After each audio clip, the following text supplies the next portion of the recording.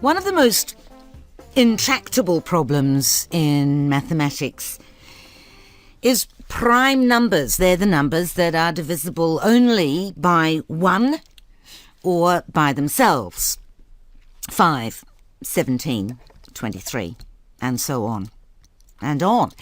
They're called the atoms of mathematics because every non-prime number is created by multiplying prime numbers together, and every even number is the sum of 2 primes. Now, the problem about primes is that they appear, this is as I understand it, you'll notice I'm reading this very slowly as if it's only embedding itself in my brain. Right now, the problem about primes is that they appear to be quite random, no pattern in their frequency, and it's the lack of the pattern, the predictability, that has driven mathematicians crazy for centuries. Literally, in some cases, John Forbes Nash, in A Beautiful Mind, for example. Now, Dr. Marcus du Sautoy, Professor of Mathematics at Oxford University, has written a book called The Music of the Primes, Why an Unsolved Problem in Mathematics Matters. It's an heroic effort and a stimulating read, hailed by even the innumerate, and Dr. du Sautoy joins me now. Hi, how are you? I'm very well, thanks. The unsolved problem is the Riemann hypothesis. That's right. Can you explain to me the Riemann hypothesis on radio without diagrams? I can do a reasonable job, I Okay. think, yeah. You're going really for the heart of the problem, Yes. straight at the top of the programme. Yes. I'm very brave. Yes, as you say, we think there's really no pattern in the way you look at the primes. You try and predict where the next one is. It seems more like trying to predict where lottery ticket numbers are, rather than sort of what most of mathematics is about, is trying to find patterns. So these prime numbers are somehow very deeply frustrating for a mathematician because we can't find any structure in them. But what Bernhard Riemann did in the middle of the 19th century was to look at the primes in a completely new way. And that's really what makes a very good mathematician, is somebody who can do sort of lateral thinking and change numbers into something completely different.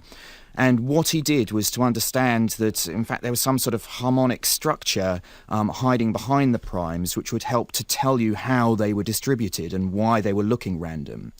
In fact, it's rather similar to the way that listeners can hear my voice now. I'm not sitting inside your radio talking to you.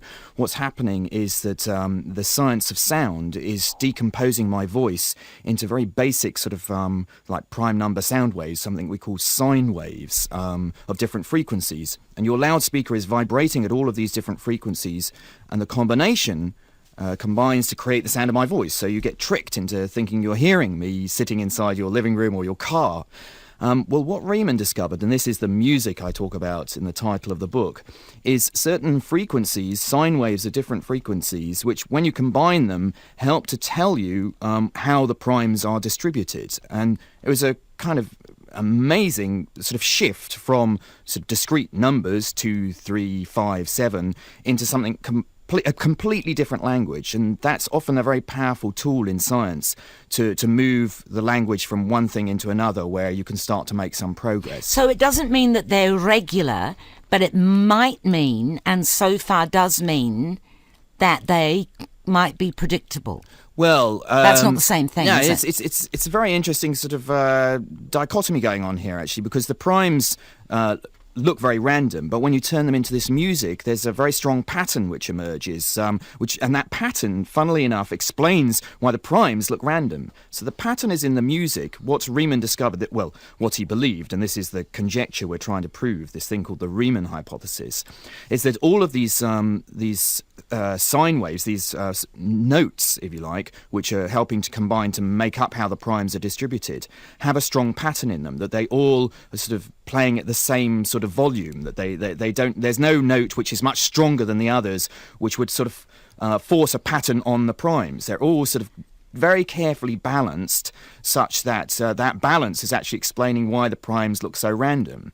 But this is the wonderful thing. We have I sort of talk about it in the book as like a looking glass, a magical mirror, which Riemann discovered. So you have the primes on one side, but when you look at them in this new way, in this mirror, and it becomes this music, there's suddenly structure in this music, which is helping us to explain why the primes outwardly look very random. And it doesn't actually help us to predict where the next prime will be. No. I mean, we have this big challenge. We know the Greeks proved there are infinitely many primes. Euclid, tell me about Euclid, because this is so clever. How did Euclid prove that there were an infinite number of primes? Yeah, this is one of my favourite proofs in the whole of mathematics. It's got a certain beauty about it, and beauty is very important in mathematics, and it's just a killer move that he makes. So suppose there are finitely many primes. So suppose that you thought the primes were 2, 3, and 5, and that was it, and you could build all other numbers using those primes.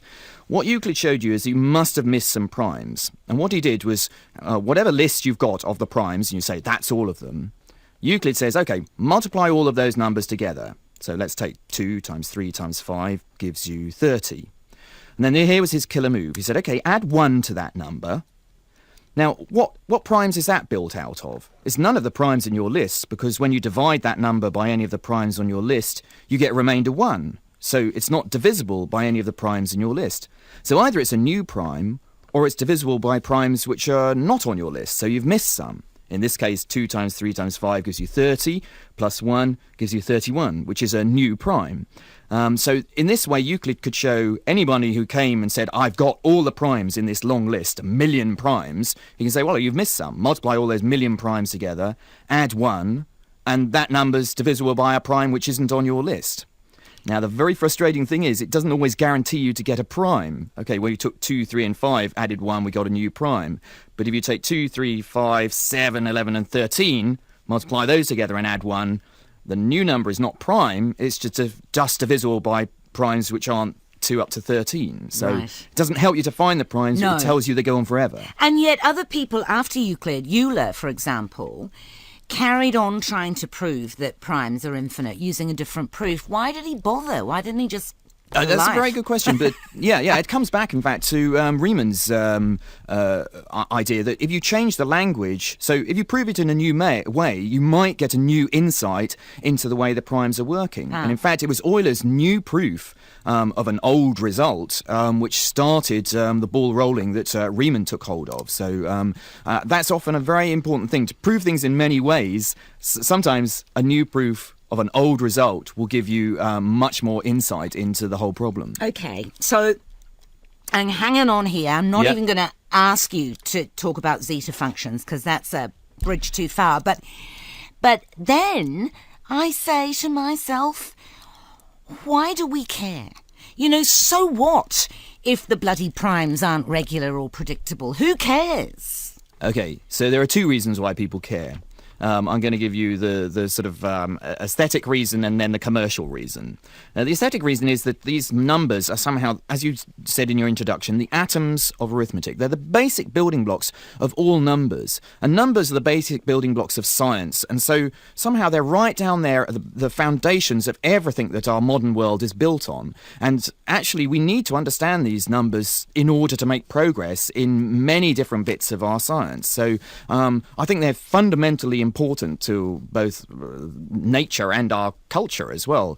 But there's now a very commercial reason why they're important, because anyone who's given their credit card online to a website and wanted it to be secure has been using properties of prime numbers and in fact the fact that we can't understand the primes is the reason the codes that are used to keep your credit card secure are not breakable. So for example, if you go to a website, on their website is a sort of public e-telephone number, and that number is used to do a calculation with your credit card, and it sort of scrambles a number up. Now, that e-telephone number is not a prime number. It's two prime numbers multiplied together. And in order to crack the code, to undo the calculation, you need to find the primes which built that number which is on the website. So, for example, if I give you 15, well, that's not a prime, but you can quickly tell me the primes which built that. It's 3 times 5. But these are like 100-digit numbers, which are two primes multiplied together. And if you can find the primes which built that 100-digit number, you can crack every single credit card which is going to that website.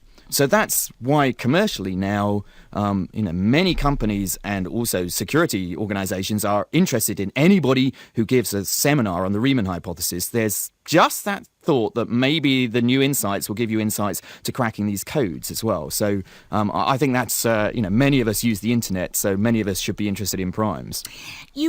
I'll come back to that, but you were talking about, yes, the atoms of mathematics, the building blocks of everything. The layperson might say, yes, we understand atoms, we understand physical truth, but isn't mathematics something that we have made up? That's a really big philosophical question. I mean, for most mathematicians, I think they feel there's a much stronger reality to the mathematics than, say, to physical reality, because if you move to the other side of the universe, there may be a completely different chemistry or a different biology. A radio interview going on there might be between sort of gaseous forms or something, but there's a feeling like, well, if you move to the other side of the universe, this interview will still be talking about 17 being a prime number, and it's got a sort of an eternal reality to it, which transcends any of the other sciences. That's exactly what mathematician Julia Robinson says in your book. We can conceive of a chemistry that is different from ours, or a biology, but we cannot conceive of a different mathematics. What is proved about numbers will be a fact in any universe. Yes, I mean, if you take that proof of Euclid's, I mean, I defy you to think of any other bit of science that the ancient Greeks came up with that we're still teaching undergraduates in university. But mathematics has the power of proof. That proof, nobody can suddenly say, oh, no, actually he was wrong, there are finitely many primes. So I think there's more reality to mathematics, and somehow it sort of transcends the human mind, because it feels to have a reality outside of our own sort of creative juices or whatever. So, but I think the important thing I was trying to stress in my book actually is that people are very important to the creation of mathematics, and you can see through periods of history how the cultural influences, the historical influences, change the way people look at the mathematics. So I think there's a interesting mix of, actually the human mind is still creating the new ways that we're looking at things. But so it's mathematics, creation and discovery. Yeah, I think there's a real nice blend between the two. Certainly in the mathematics that I've done, I've felt a sense of creation, like writing a piece of music that I could have written many pieces of music, but I've chosen this one, and there's something very special about it. And I feel that with mathematics. There are many different choices of direction I can go in, but I'm going in one which I find aesthetically very pleasing, and I think other people will too. But there's a funny sense once you've actually created it that you say, oh, hey, that was there for anybody to discover. And it starts to take on a reality that once you've given birth to it, suddenly it seems to have been there for anybody to discover, and you were just the lucky one who was there at the right time, which, I don't think you can say that really of music. I don't think anyone could have written Don Giovanni, for example. That's uniquely Mozart. I was just thinking about imaginary numbers, right? Yeah. Now, if you're saying, as Julia Robinson said, that mathematics is what it is in any universe, imaginary numbers don't exist. And yet, from the square root of -1 onwards, they are essential to the kind of mathematics that's being done now. But they don't exist. Sort that one out for me. Well, they don't exist, right? Well, they do exist. We call these imaginary numbers because they're different to the real numbers, which are measurements of things. So most of the numbers that people learn at school are sort of things that measure things on a ruler. We talk about something called the number line. So, the interesting thing is negative numbers seem totally natural to us. I don't think anybody has any trouble, except on their bank account, with seeing negative numbers. But or even in medieval Europe, people just wouldn't accept these numbers. What is a negative number? I can't see a negative number. I can see 2 apples, but what's -2 apples? I don't get that. But after a while, people said, but, we really need these numbers. If we're going to do sort of algebra and arithmetic and keep accounts and things like that, we really want these numbers. And in fact, many cultures had taken these new numbers, negative numbers, on board much earlier. So they're in fact invented in India and China, and the whole arithmetic of these numbers. And it was Europe took centuries to take these on board. So imaginary numbers are, in a sense, one step further, that we really wanted to use these numbers to solve equations. As you said, a lot of modern technology is based on these imaginary numbers. I mean, the physics of sound waves is a lot to do with imaginary numbers. So, you're listening to imaginary numbers now. So there is a reality to these things. And actually, the reason they were finally accepted after centuries of wanting to use imaginary numbers is that we got a good picture for them. We suddenly could see what they were. And that's often an important role in actually bringing something alive, when we can tangibly sort of see it. So our normal numbers are on a sort of one-dimensional line. We have a sort of ruler, and negative numbers sort of go in the opposite direction. And it was the great mathematician Gauss, who was Riemann's supervisor, who said, hey, what about if you want a picture of these imaginary numbers, why don't you go off in a new direction? So why don't you go off at 90 degrees to your ruler and have a sort of two-dimensional picture of numbers? You're going to talk about zeta functions any moment now, No, aren't you? I'm resisting that, don't worry. Please don't. Here, there's a joke in proof. I missed this joke. I think that you must have told me about it in an interview I read with you. A joke in proof that only mathematicians got, in that movie. Oh yes, that's right. Yeah, the band. There's a very geeky PhD student by Jake. He says, we had this great number. It's called the imaginary number. We just sit there for 4 minutes doing absolutely nothing. So, the sense is that imaginary numbers are something separate from our normal lives and are somehow in another world. So the band sit there for 4 minutes not playing anything because it's the imaginary number. Yeah. So I thought that was rather cute. Yeah. But I laughed out loud. The rest of the audience were completely left cold. Well, it passed me by completely. Let's go back to the raison d'etre for this whole search about prime numbers, although I suspect that mathematicians just like thinking about it quite aside from the commercial application. But you were talking about definitely cryptography and computers. The biggest prime number thus far is how big?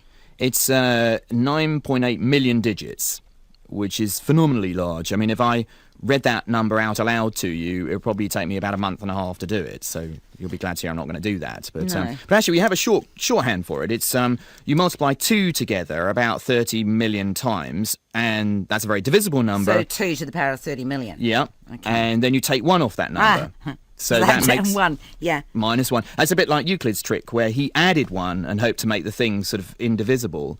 We call these Mersenne primes after a French monk who sort of played around with these numbers and started to think they were quite a good formula for finding primes. So, but there's a prize of $100,000 for the first person to break the 10 million digit mark. So, with computers, isn't that easy now? Well, you'd think so, wouldn't you? You'd think, well, surely a computer can get that far. But, just think again how large that number is. It's got 10 million digits. I mean, how many digits do you need to say how many atoms there are in the universe? You only need 70.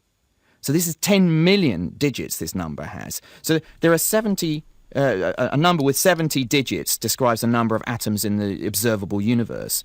Well, okay, make each of those a computer, make it run very fast. You're still not going to get to a 10 million digit number if you try something pretty stupid like, well, can't you just test whether all the numbers less than it are divided or not?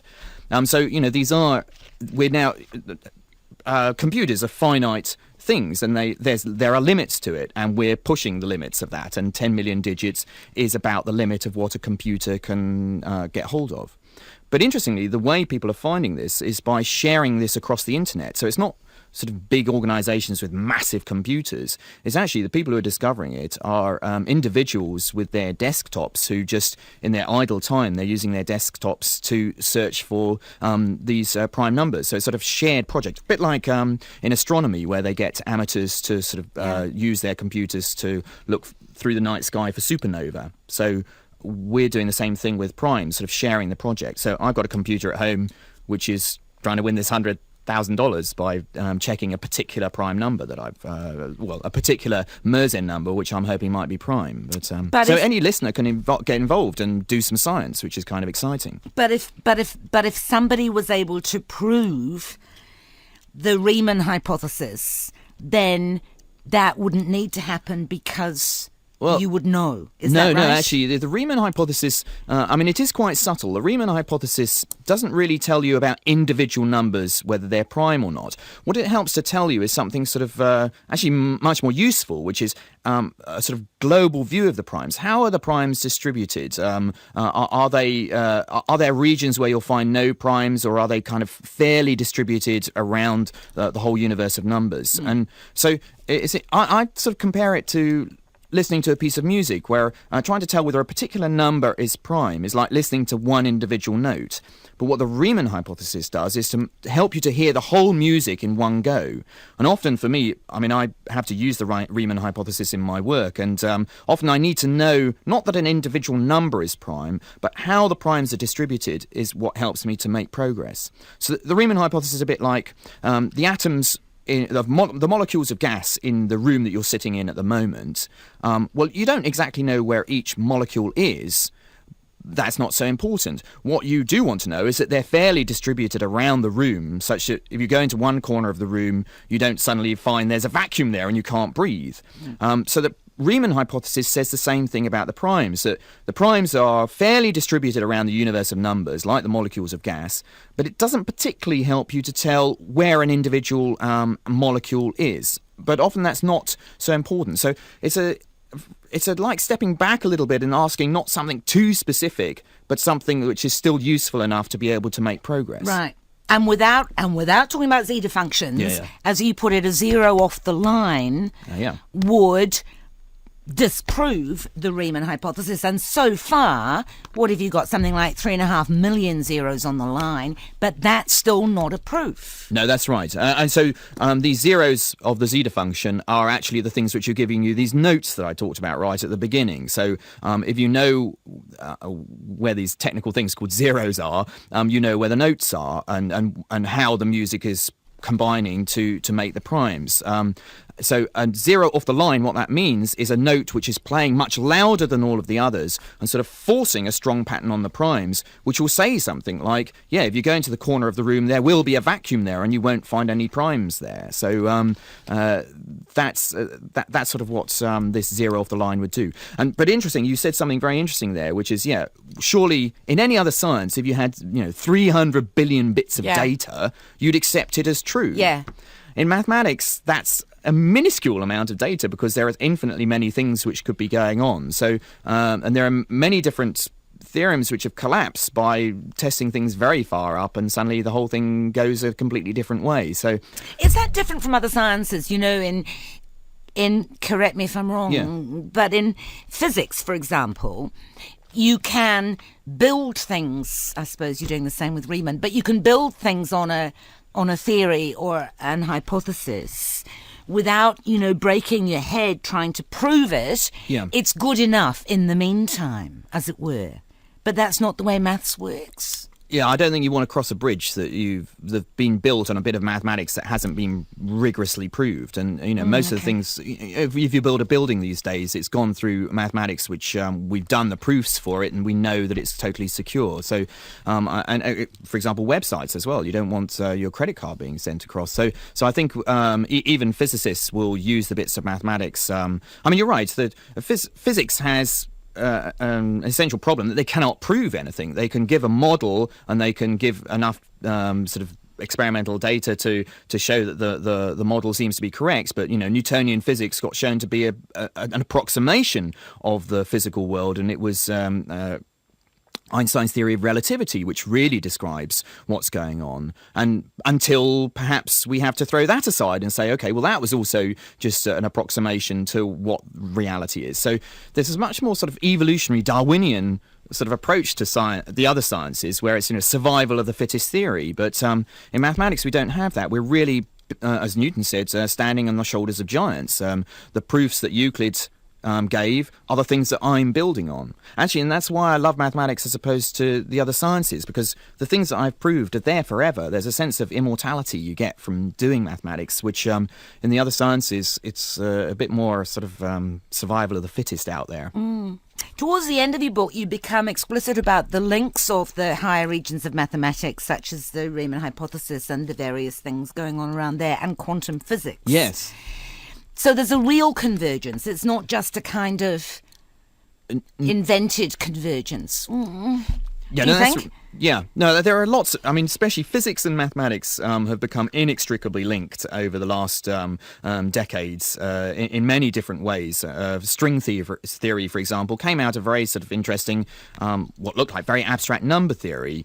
And so we've got this very strange connection now between the frequencies of the music that Riemann discovered look very much like the frequencies that you get in energy levels of large atoms like... So if you take an atom of uranium, for example, and measure the energy levels in the nucleus, that gives you certain frequencies. An energy level is a frequency. So you get... But it seems to be the same sort of patterns that you see in these energy levels in quantum physics as that you see for the frequencies of these notes that Riemann discovered. And they're very Which even Pythagoras knew about that, didn't he? Because he talked about the music of the spheres. That's right. I mean, he certainly knew about the importance of harmonics in building up musical sounds. So, but this certainly Pythagoras had no idea about sort of what was going on inside the atom, and that really there was... I mean, in a sense, very striking how often the Greeks sort of had insights on things which in modern day have actually become the way we look at the world, that, you know, actually there is sort of music going on at a very fundamental level which is explaining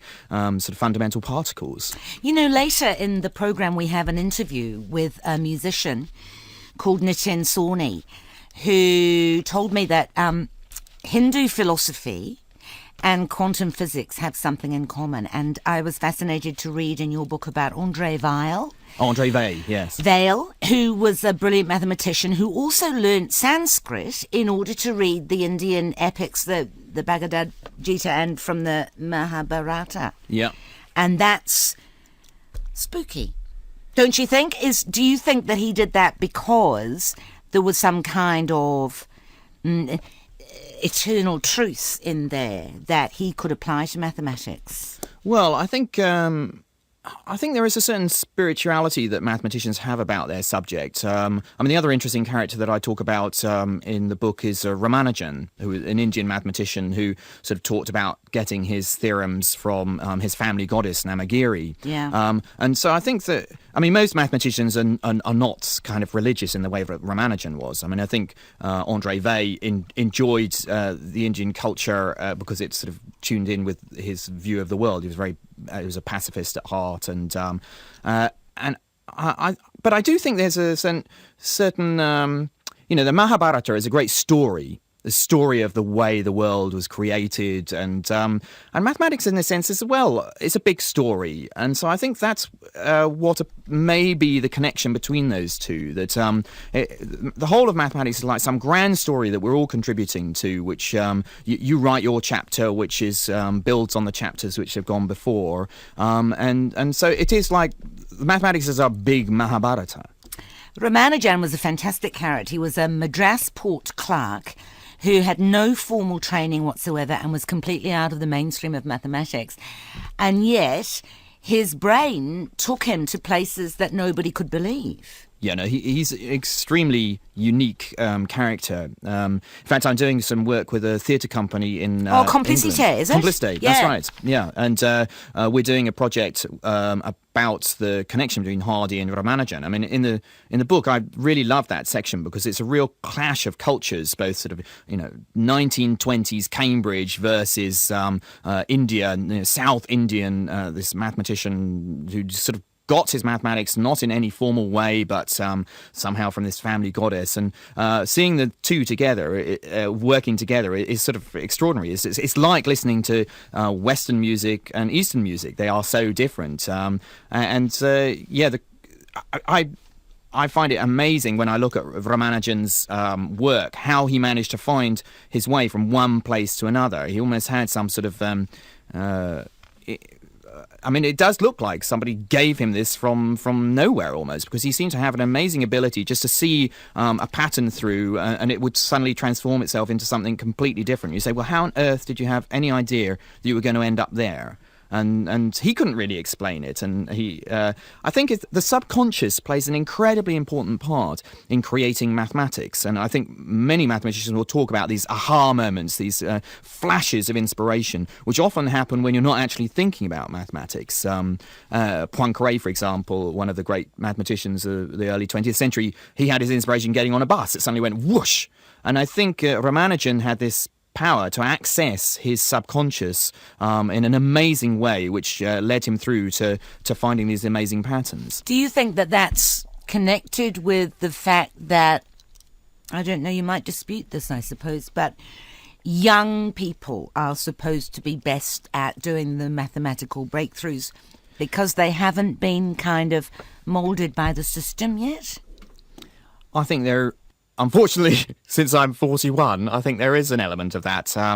I think that being the sort of young, innocent fool, in a way, where you can just say, oh, I think you should be able to do this, why not? And the rest of the establishment says, ooh, that's very difficult.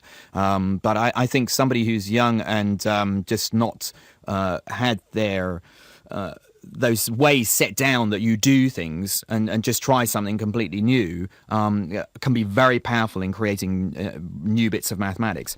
Although I must say that experience is starting to play a part, because the mathematical story has got so rich that knowing about part of the story in a completely different area can help feed into what you're doing and enrich what you're doing. So I think that there is two sides. I don't think just because I'm over 40 I won't be doing any mathematics anymore. But No. But Hardy was very down on sort of old people doing mathematics. I mean, he wrote this wonderful book called The Mathematician's Apology, which is one of the things I read when I was a kid, which inspired me to do mathematics.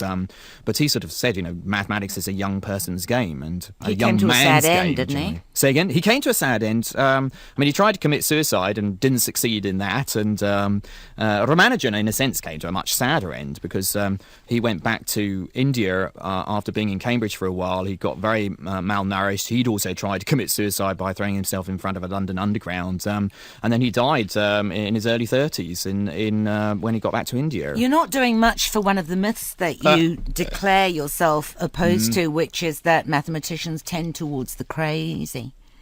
Tend towards, the unhinged. Well, I think we get very passionate about what we're doing, and that can, and it is a very abstract world. So you can sometimes get a little bit lost in this world, and so often when people can't find a way either back from it or they can't get into it again, it can be very unsettling. So, yeah, most of us are pretty normal, but I think there was a staggering amount of stories of people who'd really sort of suffered in trying to prove things.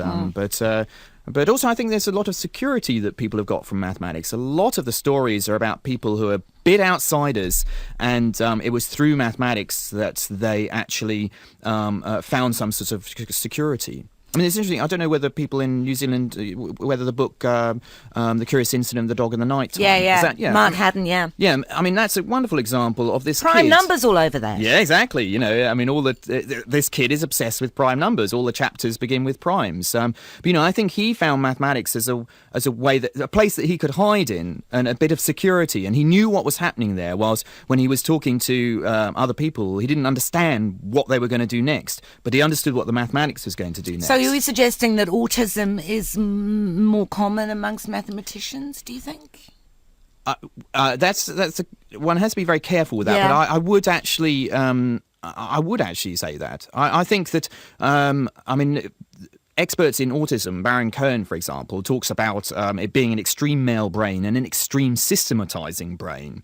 And I think, that extreme systematizing actually it facilitates very good mathematics. So I think people who perhaps are Aspergic or autistic do like mathematics because of its security, but also because they can find their way through logical arguments in a way that others can't. You quote, is it Paul Erdos, is that how you pronounce it? Yes. Hungarian mathematician who has said that it will be another million years before we understand primes.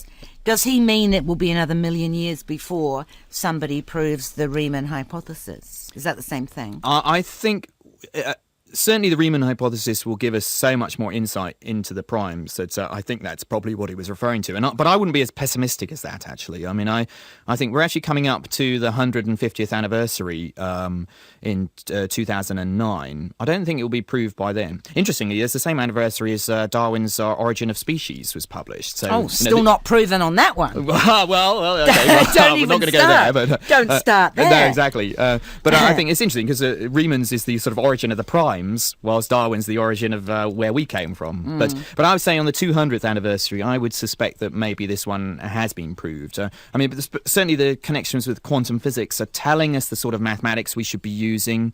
Also, there are precedents in other... Andre Weil, for example, although he didn't prove the Riemann hypothesis for primes, proved something very similar and told us sort of what we should be doing. So that's why he's a very important character for me in the book. I think that we just need a new language again. I think there needs to be a shift of language which helps us to be able to articulate what's going on in the primes. Blimey, I haven't got the hang of this one yet. Oh, just quickly tell me about the cicadas. Oh, they're they fantastic. stay in the ground. There's a couple of kinds of cicadas that stay in the ground for 17 years, and there's another figure. 13 and 17, two prime numbers, before they emerge and they breed and they lay eggs and then they die.